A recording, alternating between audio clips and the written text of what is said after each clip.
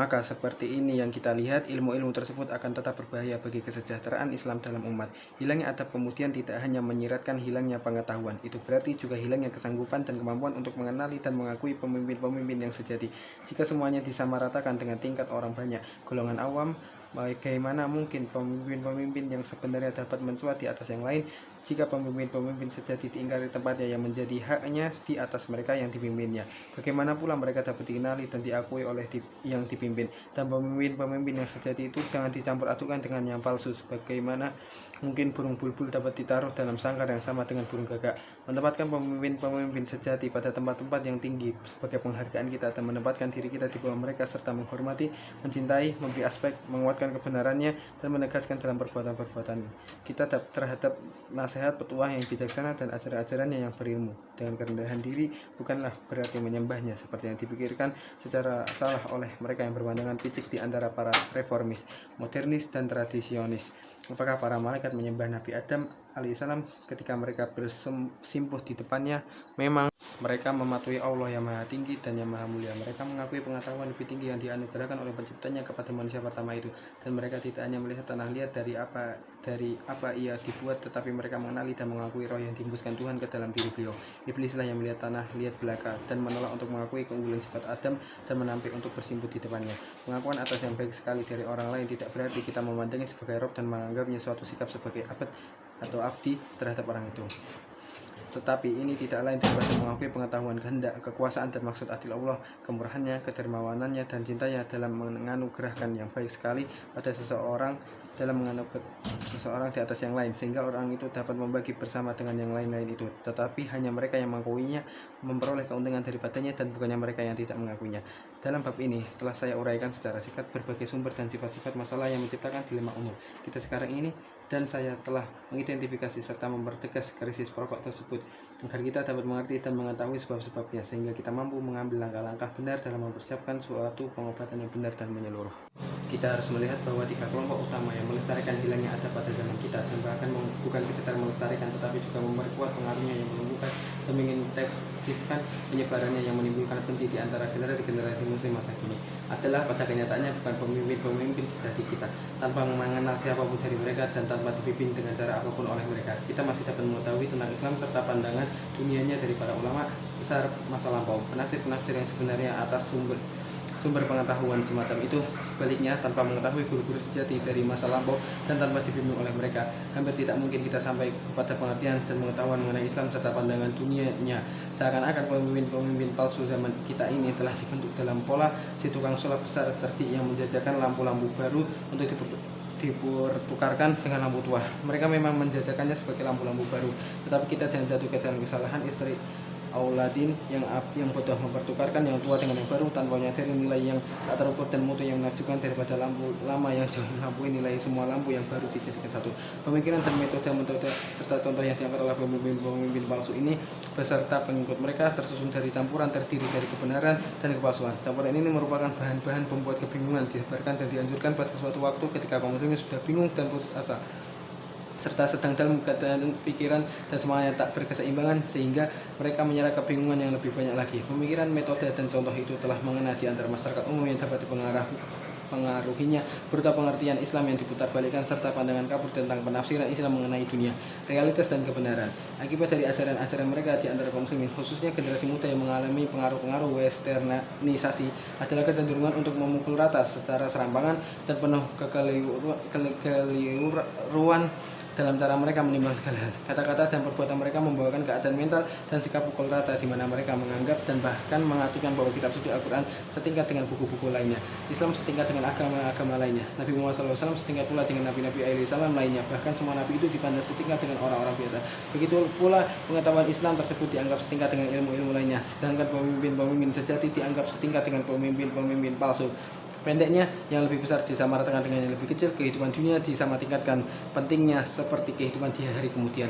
Penyamarataan terhadap semuanya inilah yang ditanamkan ke dalam pengertian orang banyak, tanpa pertimbangan sepadan yang diberikan kepada mutu pengertian itu, dan tanpa pengerjaan teliti yang tepat tentang perbedaan-perbedaan yang memang ada dalam tata tingkat hierarkis makhluk, terutama tata tingkat manusia. Inilah yang menghasilkan sosialisasi Islam, despiritualisasi manusia, mulai dengan despiritualisasi Nabi Muhammad globalisme sendiri. Despiritualisasi yang diperlukan sebagai prasyarat terhadap proses penyamarataan ini cenderung untuk melibatkan Islam secara tidak masuk akal ke dalam sejenis sekularisasi. Kelompok pemimpin-pemimpin palsu ini bahkan tidak yakin akan apa yang seharusnya mereka lakukan, dan mereka sama-sama meraba-raba dalam mencari pemecahan terhadap masalah-masalah umum yang kita jumpai sekarang ini. Pemecahan-pemecahan masalah mereka umumnya dimengerti secara terburu-buru dan dalam bentuk sepotong-potong bersifat sementara, dan kebenarannya pun meragukan. Mereka telah salah dalam menilai hasil karya para ulama besar dan sejati dari masa lampau, yaitu para mujtahidun, orang-orang soleh dan berkebajikan yang memiliki keunggulan intelektual spiritual. Ini menimbulkan kesalahan mereka dalam tafsiran mengenai agama Islam beserta pandangan dunianya. Mereka cenderung untuk melihat hal-hal yang kecil saja, bukannya yang lebih besar. Dalam penghargaan mereka kepada yang lebih tinggi, mereka tidak memahami tokoh-tokoh itu secara lengkap, jadi mereka telah salah melukiskan tokoh-tokoh tersebut secara karikatur di depan kita. Tugas di hadapan kita adalah melukiskan pemimpin-pemimpin sejati masa lampau itu dengan lebih benar, memberi penghargaan pada tokoh-tokoh zaman dahulu dari siapa kita telah mendapat bimbingan dan pengetahuan. Kita harus mengkaji kembali pelukisan-pelukisan yang salah dengan cara menunjuk setiap persoalan kecil dalam agama kepada sumber-sumber aslinya, dari mana kesimpulan itu ditarik. Kita harus menyelidiki dengan seksama dasar-dasar pendapat, jalan-jalan pemikiran dan kesimpulan-kesimpulan mereka, dan menelusuri kembali jalan-jalan logika mereka untuk melihat berapa jauh mereka telah berjalan dengan langkah benar atau terbawa sesat oleh proses pemikiran mereka yang tidak cukup itu. Kita sendiri harus mengetahuinya yang asli dan memahami dalam perspektifnya yang benar. Kewajiban kitalah untuk mempelajari dengan rajin pikiran-pikiran dari tokoh-tokoh pemimpin sejati masa lampau tersebut, yang semuanya dikenali dan diakui oleh umat yang bersyukur. Tokoh-tokoh tersebut semuanya mengabdi kepada Islam dan kaum muslimin dengan ikhlas dan dikenali serta diakui oleh suatu umat sezamannya yang langsung mengetahui tanpa harus mereka reka dan membangun watak-watak dan sifat-sifat sejati lama sesudah ditinggalkannya oleh mereka. Tidak seperti yang sering terjadi dalam zaman kita yang penuh kepalsuan dan kebingungan ini. Kita harus belajar dari tokoh-tokoh besar masa lampau tersebut, mempelajari pengetahuan dan kearifannya mereka. Ini tidak berarti bahwa kita sendiri tidak dapat menyumbangkan sesuatu pengetahuan lebih jauh yang dapat kita sumbangkan, tetapi ini berarti bahwa kita pertama-tama harus meraih kekuatan dan ilham dari kearifan dan pengetahuan mereka, dan bahwa kalau kita mulai menyumbangkan yang kita punyai, kita harus mengenal dan mengakui mereka sebagai guru kita, dan tidak mengecam atau menyanggahnya, karena ijtihad dapat dilaksanakan tanpa harus merongrong otoritas yang sah. Mereka adalah seperti obor yang menerangi jalan sepanjang lintasan yang sulit. Kalau kita sudah memiliki obor semacam itu untuk menerangi jalan kita, lalu apa gunanya lagi lilin kecil itu? Bukankah begitu? 5. Dewesternisasi pengetahuan. Pendahuluan. Tantangan-tantangan telah timbul di tengah-tengah kebingungan manusia sepanjang masa, tetapi barangkali tidak ada yang lebih gawat dan lebih bersifat merusak terhadap manusia daripada tantangan hari ini yang ditampilkan oleh peradaban Barat. Saya memberanikan diri untuk menyatakan bahwa tantangan terbesar yang secara diam-diam telah timbul dalam zaman kita adalah tantangan pengetahuan. Memang tidak sebagai tantangan terhadap kebodohan, tetapi pengetahuan yang difahamkan dan disebarkan ke seluruh dunia oleh peradaban Barat. Pengetahuan Barat itu sifatnya telah menjadi penuh permasalahan karena ia telah kehilangan maksud yang sebenarnya sebagai akibat dari pemahaman yang tidak adil. Ia juga telah menyebabkan kekacauan dalam kehidupan manusia, dan bukannya perdamaian dan keadilan, pengetahuan Barat tersebut berdalih betul, namun hanya memberi hasil kebingungan dan skeptisisme. Barat telah mengangkat peraguan dan pendugaan ke derajat ilmiah dalam hal metodologi. Peradaban Barat juga memandang keraguan-raguan sebagai suatu sarana epistemologis yang cukup baik dan istimewa untuk mengejar kebenaran. Pengetahuan Barat untuk pertama kalinya dalam sejarah telah membawa kekacauan pada 3 kerajaan alam, satwa, nabati, dan tambang. Perlu saya tekankan di sini bahwa pengetahuan tidaklah netral dan memang dapat dituangi dengan suatu sifat dan isi yang ditopengi sebagai pengetahuan. Sekalipun demikian, kenyataannya diambil sebagai suatu keseluruhan adalah bukan pengetahuan yang sebenarnya, melainkan hanya berupa tafsiran-tafsiran melalui prisma pandangan dunia, pandangan intelektual dan persepsi psikologis daripada peradaban yang sekarang memainkan peranan kunci dalam perumusan dan penyebarannya. Apa yang dirumuskan dan disebarkan adalah pengetahuan yang dituangi dengan watak dan kepribadian peradaban itu. Pengetahuan yang disajikan dan dibawakan itu berupa pengetahuan semu yang dilebur secara halus dengan yang sejati, sehingga orang-orang lain mengambilnya dengan tidak sabar, seakan-akan mereka menerima pengetahuan yang sejati. Apakah watak, kepribadian, esensi, dan semangat peradaban Barat yang telah mengubah dirinya sendiri serta dunia itu dan membawa bagi semua orang yang menerima tafsiran pengetahuan ke suatu keadaan kacau di tepi malapetaka? Dengan peradaban Barat saya maksudkan peradaban yang telah tumbuh dari peleburan historis dari kebudayaan, filsafat, nilai, dan aspirasi Yunani dan Romawi.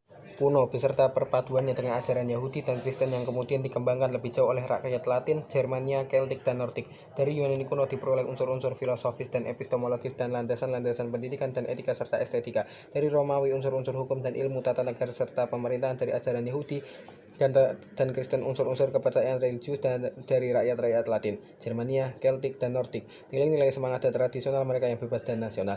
Mereka ini mengembangkan serta memajukan ilmu-ilmu pengetahuan alam dan fisika dan teknologi. Bersama-sama dengan rakyat-rakyat Salafiyah, mereka telah mendorong peradaban barat ke puncak-puncak menara kekuatan. Islam juga telah memberikan sumbangan-sumbangannya yang berarti kepada peradaban barat di dalam bidang pengetahuan dan di dalam menanamkan semangat rasional dan ilmiah. Tetapi pengetahuan dan semangat rasional dan ilmiah itu telah dibentuk dan dipolakan kembali untuk disesuaikan dengan pola kebudayaan barat. Mereka telah melebur dan memadukannya dengan semua unsur yang membentuk watak serta kepribadian peradaban barat.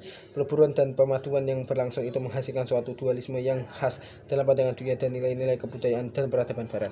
Dualisme tersebut tidak dapat diselesaikan ke dalam suatu kesatuan yang selaras karena terbentuk dari ide-ide, nilai-nilai, kebudayaan-kebudayaan, kepercayaan-kepercayaan, filsafat-filsafat, dogma-dogma, doktrin-doktrin, dan teologi-teologi yang saling bertentangan. Kesemuanya ini mencerminkan suatu pandangan dualistis atas kenyataan dan kebenaran yang terjebak dalam perjuangan tak henti yang penuh keputusasaan.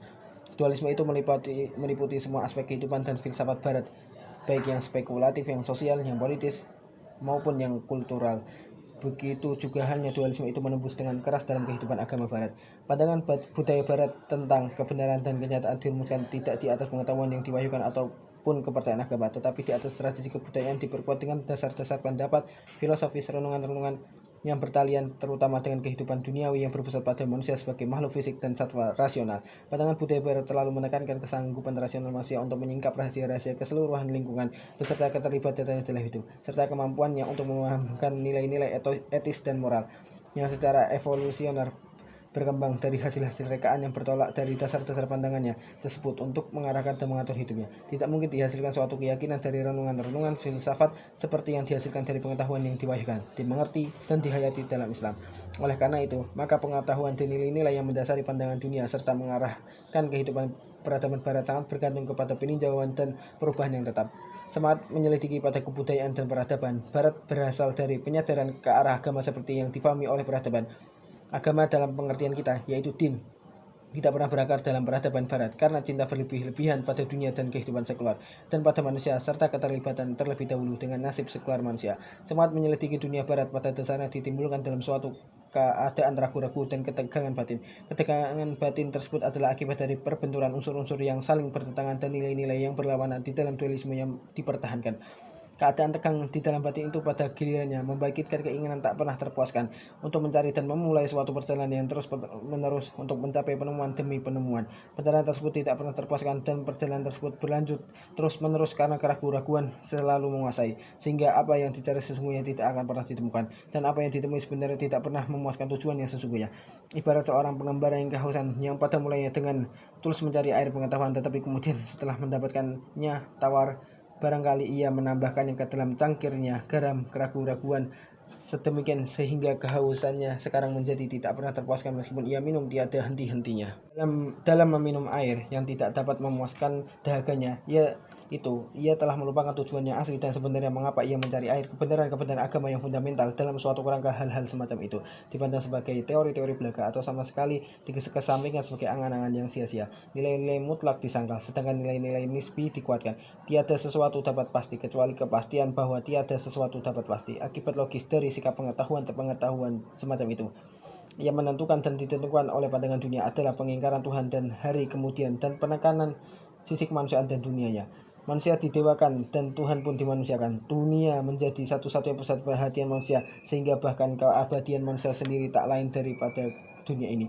Apa yang disebut perubahan dan perkembangan dan kemajuan dan semua aspek-aspek yang sejauh menyangkut peradaban barat adalah akibat dari pencarian yang tidak pernah terpuaskan dan perjalanan terus-menerus yang terpacu oleh keraguan-raguan dan ketegangan batin. Konteks pemahaman pengertian tentang perubahan, perkembangan dan kemajuan selalu bersifat keduniaan dengan menyajikan suatu pandangan dunia materialistis yang konsisten yang dinamakan sebagai sejenis eksistensialis humanistis. Semangat kebudayaan barat yang melukiskan dirinya sebagai Prometheus adalah seperti Sisyphusnya Camus yang dengan putus asa berharap bahwa semuanya baik Saya katakan dengan putus asa berharap bahwa semuanya baik karena saya menduga bahwa faktanya tidak dapat semuanya baik. Karena saya percaya bahwa bahkan ia tidak pernah benar-benar bahagia yang sesungguhnya dalam keadaan itu mengejar pengetahuan seperti perjuangan untuk mendorong batu dari tanah datar ke atas gunung, di mana setelah puncak dipastikan menggelinding kembali ke bawah menjadi semacam permainan yang gawat, tidak pernah terhenti, seakan-akan mengalihkan jiwa dari tragedi ketidakberhasilan, tidak menghiraukan kemudian bahwa di dalam kebudayaan barat tragedi disanjung-sanjung sebagai di antara nilai-nilai yang paling mulia dalam drama kehidupan manusia. Kepercayaan akan cukupnya kekuatan nalar manusia sebagai penuntun manusia dalam hidup, keyakinan akan berlakunya pandangan dualistis mengenai realitas dan kebenaran, penekanan sisi fana realitas kehidupan yang mencerminkan pandangan dunia yang bersifat sekular, penganutan ajaran humanisme, dan drama dan tragedi sebagai realitas universal di dalam kehidupan spiritual atau transendental atau kehidupan batin manusia. Sehingga dengan demikian, drama dan tragedi menjadi unsur-unsur yang nyata dan dominan dalam alam dan kehidupan manusia. Semua unsur-unsur ini secara keseluruhan menuntut pendapat saya adalah apa yang merupakan substansi, roh, watak, dan kepribadian kebudayaan dan peradaban barat.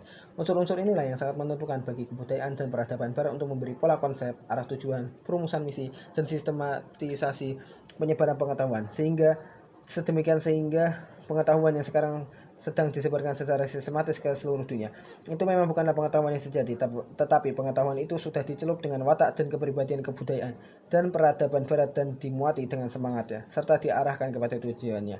Dan unsur-unsur inilah yang kemudian harus dikenali, dipisahkan, dan diasingkan dari tubuh pengetahuan sehingga pengetahuan itu dapat dibersihkan dari unsur-unsur tersebut. Soalnya unsur-unsur ini beserta apa yang dicelupi dengannya tidaklah menggambarkan isi pengetahuan sejati, tetapi hanya menentukan bentuk karakteristik di mana pengetahuan dikonsepkan, dievaluasi, dan ditafsirkan sesuai dan sejalan dengan pandangan dunia peradaban barat. Selanjutnya, di samping kita perlu mengenal, memisahkan, dan mengasingkan unsur-unsur tadi dari tubuh pengetahuan yang tak diragukan lagi, juga akan merubah bentuk-bentuk nilai-nilai dan tafsiran konseptual isi pengetahuan seperti yang disajikan sekarang. Kita perlu merubah perumusan serta sistem pengembangan dan penyebaran pengetahuan dalam lembaga-lembaga pengajaran dan bidang pendidikan kita. Mungkin orang akan berpendapat bahwa apa yang disarankan sebenarnya tak lebih daripada suatu tafsiran lain di mana pengetahuan tersebut dicelup dengan bentuk-bentuk dan nilai-nilai konseptual lainnya yang disesuaikan dengan suatu maksud yang lain, mencerminkan pandangan dunia yang lain, dan sehingga dengan demikian dari sudut pandang sama apa yang dirumuskan dan disebarkan sebagai pengetahuan tersebut bisa saja mencerminkan pengetahuan yang sejati. Namun hal ini masih harus dilihat karena kesejatian pengetahuan itu terletak pada diri manusia sendiri.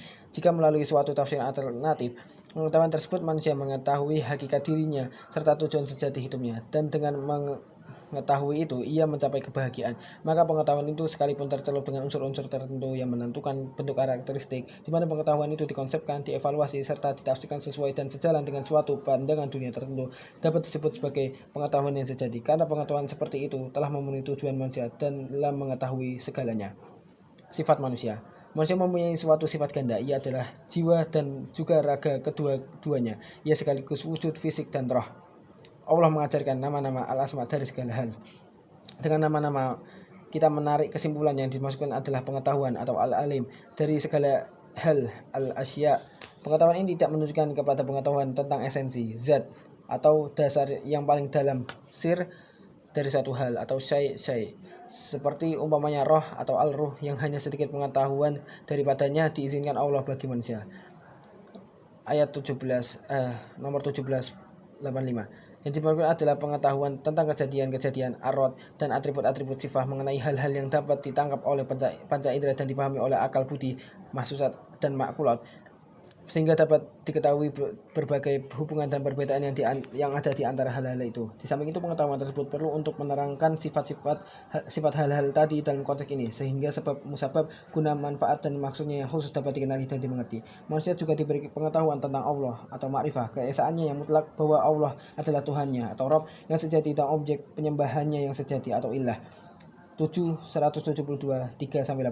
Letak pengetahuan ini pada manusia, al-ilm dan ma'rifah kedua-duanya adalah roh atau jiwanya, atau al-nafs dan hatinya, al-qalb dan akalnya, al-akal, karena manusia mengetahui ar-rafa Allah dalam keesaannya yang mutlak sebagai Tuhannya yang sejati. Maka kenyataannya pengetahuan sedemikian itu mempunyai konsekuensi telah mengikat manusia dalam suatu perjanjian atau mitsak atau ahad yang menentukan maksud, sikap, dan perbuatannya dalam hubungan dengan dirinya dengan Allah. Pengikat ketetapan dan penentuan manusia terhadap perjanjiannya dengan Allah dan terhadap sifat hakiki daripada maksud. Sikap dan perbuatannya adalah pengingatan dan penentuan dalam bentuk agama atau din dan kepatuhan atau aslama yang sejati. Jadi din dan aslama kedua-duanya bersifat saling melengkapi dalam sifat hakiki diri manusia, yaitu fitrah. Tujuan sejati manusia adalah untuk menjalankan ibadah kepada Allah. 51-56. Dan kewajibannya adalah ketaatan atau ta'ah kepada Allah yang bersesuaian dengan sifatnya yang hakiki atau fitrah yang diciptakan Allah Subhanahu wa taala baginya. 30-30. Tetapi di samping itu manusia juga bersifat pelupa, nisyan, dan karenanya ia disebut insan karena telah bersaksi akan kebenaran perjanjian yang memerintahkan ketaatan kepada perintah-perintah dan larangan-larangan Allah Subhanahu wa taala tersebut. Ia lupa atau nasya untuk memenuhi kewajiban dan tujuan hakikinya. Ingat apa yang diriwayatkan Ibnu Abbas, innama sumiyal insan insanan li'annahu ahida ilaihi fanasya. Memang manusia disebut insan karena setelah berjanji dengannya ia lupa atau nasya, dengan menunjukkan kepada ayat 20-115.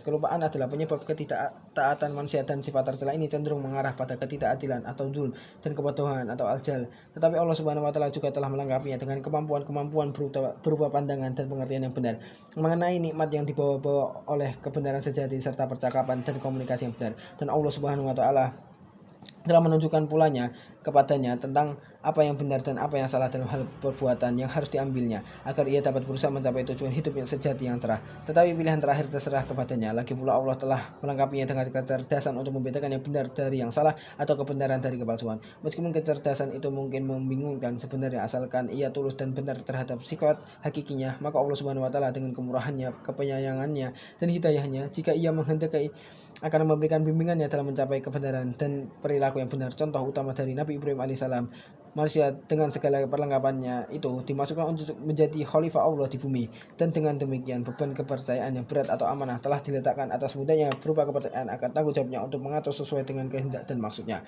Amanah menuntut pertanggungjawaban untuk adil terhadap yang mengatur di sini tidak hanya dalam pengertian sosiopolitis atau dalam pengertian mengendalikan alam secara ilmiah, tetapi yang lebih fundamental adalah cukupnya konsep sifat atau tabiah yang mengandung pengertian, pengaturan, pemerintahan, pengendalian dan pemeliharaan diri manusia oleh dirinya sendiri. Manusia juga mempunyai dua jiwa, nafsan sejalan dengan sifatnya yang ganda, yang tinggi berupa jiwa rasional atau al-nafsa al-natikah, dan yang rendah berupa jiwa hewani an-nafsa al-hawaniyah. Ketika Allah Subhanahu wa taala memaklumkan kenyataan ketuhanannya kepada manusia, jiwa rasional itu yang ditujunya.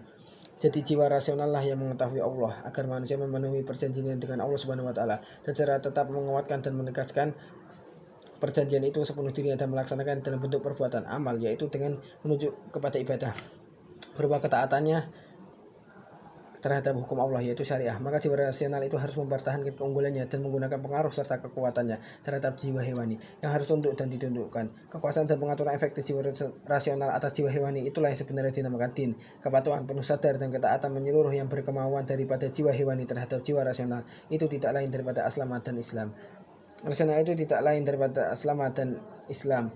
Din dan Islam kedua-keduanya yang membawa kepada perilaku religius yang sebaik-baiknya berhubungan dengan kebebasan jiwa rasional. Kebebasan yang berarti kekuatan atau kuah dan kemampuan atau wus untuk berbuat adil terhadap dirinya. Selanjutnya ini berarti juga jiwa rasional harus melaksanakan peraturan, keunggulannya, pembimbingan serta pemeliharaan. Jiwa dan tenaga hewani, kekuatan dan kemampuan untuk berbuat adil terhadap dirinya secara tidak langsung menunjuk kepada penguatan dan pemenuhannya yang tetap atas perjanjian dengan Allah Subhanahu wa taala yang telah terpateri. Keadilan dalam Islam bukannya apa yang menunjuk kepada hal ihwal yang dapat berlangsung dalam suatu hubungan antar dua orang atau suatu keadaan hubungan antar dua pihak seperti antara orang yang satu dengan yang lainnya, atau antara masyarakat dan negara, atau antara raja dan rakyatnya. Manusia Islam, muslim sejati, khalifatullah, tidak terikat oleh kontrak sosial atau menganut doktrin kontrak sosial. Memang meskipun ia hidup dan bekerja dalam ikatan-ikatan politik dan otoritas sosial dan memberikan sumbangannya bagi kebaikan-kebaikan masyarakat, dan walaupun ia berperilaku seakan-akan suatu kontrak sosial dijalankan, namun demikian kontraknya adalah suatu kontrak pribadi yang mencerminkan perjanjian yang telah terpateri dalam jiwanya antara dirinya dengan Allah Subhanahu wa taala. Sebab sesungguhnya perjanjian itu dibuat untuk tiap-tiap dan masing-masing pribadi. Maksud dan tujuan etika dalam Islam pada akhirnya adalah untuk individu. Apa yang dilakukan oleh manusia Islam di sini dilakukan dengan suatu cara yang ia percaya baik hanya karena Allah dan Rasulnya mengatakan demikian. Dan ia percaya bahwa perbuatan-perbuatannya akan mendapatkan ridha Allah. Telah kita uraikan dengan sangat ringkas unsur-unsur pokok mengenal sifat manusia dengan mengatakan bahwa ia seolah-olah suatu himpunan ganda yang memiliki sifat rangkap jiwa dan raga, jiwa rasional dan jiwa dan raga rehewani, dan bahwa sekaligus ia adalah roh dan wujud fiik, dan bahwa ia mempunyai individualitas yang ditunjukkan sebagai diri itu, di samping ia memiliki atribut-atribut yang mencerminkan penciptanya secara utuh. Setelah kita katakan bahwa manusia mempunyai pengetahuan tentang nama-nama segala sesuatu dan pengetahuan tentang Allah, ia mempunyai sarana-sarana pengetahuan intelektual dan spiritual berupa kalbu dan kecerdasan, dan ia mempunyai kemampuan-kemampuan mengenai pandangan fisik, intelektual, dan spiritual serta pengalaman. Di samping mempunyai kemampuan untuk memperoleh pedoman dan kearifan dari dirinya sendiri, kita juga telah mengatakan bahwa memang manusia bersifat pelupa, dan oleh karena itu tidak terlepas dari ketidaktaatan, ketidakadilan, dan kemasabodohan. Sifat-sifat positif dan negatif dalam dirinya berebut-rebutan keunggulan, tetapi dalam dirinya juga terpateri sarana keselamatan dalam agama dan kepatuhan sejati. Untuk meringkaskan segala sesuatu yang telah kita uraikan secara sepintas, maka kita katakan sekarang bahwa manusia dalam keseluruhannya adalah tempat kedudukan atau mahal atau makan, di mana din terjadi, dan demikianlah ia seperti suatu kota atau Madinah, suatu negara, suatu kosmopolis dalam sifatnya yang sebenarnya. Ia seolah-olah penghuni dalam kota dirinya, warga negara dalam kerajaan miniaturnya sendiri. Konsep manusia sebagai wakil mikrokosmos atau al-alam sakir dari makrokosmos al-alam al-kabir adalah paling penting dalam hubungannya dengan pengetahuan, yang merupakan atribut utamanya yang bertanggung jawab atas penegakan tata tertib yang adil dalam dirinya, wujudnya dan eksistensinya, dan dalam hubungannya dengan organisasi, pengajaran, penanaman, dan penyebaran pengetahuan dalam pendidikannya, khususnya perguruan tinggi seperti yang akan kita uraikan berikut ini. Hakikat pengetahuan. Keterangan-keterangan mengenai hakikat pengetahuan dalam Islam jauh lebih banyak daripada dalam agama, kebudayaan, dan peradaban lain manapun. Tidak diragukan lagi hal ini disebabkan oleh kedudukan utama dan peranan tinggi yang akan diberikan Allah Subhanahu wa Ta'ala kepada al-ilm dalam kitab suci Al-Quran. Keterangan-keterangan ini meskipun kelihatannya berbeda dalam substansinya, namun meliputi hakikat pengetahuan sebagai suatu keseluruhan. Terdapat perbedaan antara pengetahuan Tuhan dan pengetahuan manusia mengenai Tuhan, agama, dunia, dan hal yang dapat ditangkap pada indera dan difahami akal budi. Juga dibedakan antara pengetahuan dan kearifan spiritual. Misalnya pengetahuan itu bisa berarti kitab suci Al-Quran, hukum yang diwahyukan atau syariah, sunnah, Islam, iman. Pengetahuan spiritual, al-ilmu ad-dunya, kearifan atau hikmah, dan ma'rifah. Umumnya juga disebut sebagai cahaya pikiran atau ilmu khusus yang bentuk jamaknya ulum diterapkan. Pendidikan. Keterangan-keterangan ini terbentang dari periode-periode awal Islam sampai dengan abad ke-17 setelah hijrah, dan mencakup karya-karya tentang tafsiran dan penjelasan kitab suci Al-Quran, penjelasan hadis oleh para penyusun dari berbagai sihah, karya dari para imam tentang hukum dan jurisprudensi, dan dari para ahli hukum yang paling terkemuka khususnya berhikmah, adalah unsur-unsur esensial dari pengetahuan dan kearifan. Buku-buku mengenai pengetahuan yang ditulis oleh berbagai cendekiawan, orang-orang terpelajar, orang-orang bijaksana, dan orang-orang suci di antara Sunni dan Syi'i. Keterangan-keterangan oleh Mu'tazilah, Mutakallimun, falasifah, sufi, dan ulama pada umumnya. Namun peristilahan teknis dalam tasawuf dan filsafat serta seni sastra atau ilmu sastra atau al-funun oleh berbagai ahli tata bahasa, ahli bahasa, para cendekiawan dan sastrawan, dan dalam antologi serta karya-karya lainnya yang berhubungan dengan pendidikan dan kesusastraan. Sebenarnya pengetahuan tidak memerlukan pendefinisian atau had. Pengertian konsep yang dikandung dalam istilah ilm sudah tentu langsung dimengerti dalam pengetahuan manusia tentang pengetahuan, karena pengetahuan adalah salah satu atribut-atributnya yang paling penting, dan baginya telah jelas sehingga tidak diperlukan lagi penjelasan yang menguraikan sifatnya yang khusus. Pada umumnya diterima juga bahwa pengetahuan dapat digolongkan ke dalam unsur-unsur yang esensial, dan penggolongan itu berdasarkan kegunaan bagi kepentingan manusia.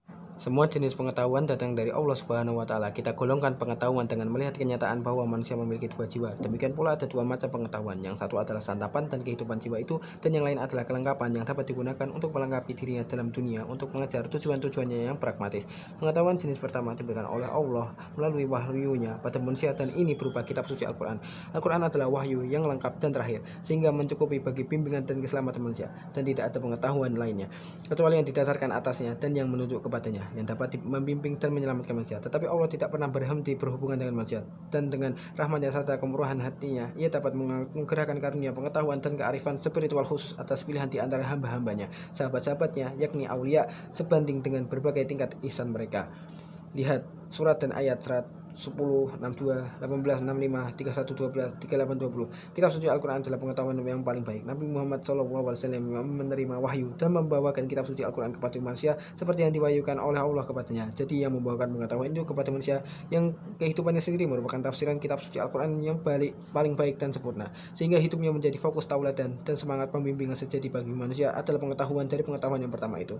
Oleh karena itu, sunnahnya sebagai cara untuk menafsirkan hukum Allah atau syariah dalam kehidupan dan praktek sehari-hari adalah juga bagian dari pengetahuan itu. Syariah adalah hukum Allah yang menjelmakan dalam kitab suci Al-Quran dan diwujudkan dalam kata atau alkohol, perbuatan contoh atau fi'il dan pengetegasan dalam batin atau takrir di dalam sunnah yang mencakup pengetahuan dan kearifan spiritual. Jadi kitab suci Al-Quran, sunnah, syariah, al-ilm al-laduni, dan hikmah adalah unsur-unsur esensial dari pengetahuan macam yang pertama itu. Yang disebut terakhir, pengetahuan dan kearifan spiritual. Manusia hanya dapat menerima ini melalui perbuatan penyembahan, ketaatan, dan kebaktian yang kepada Allah atau ibadah.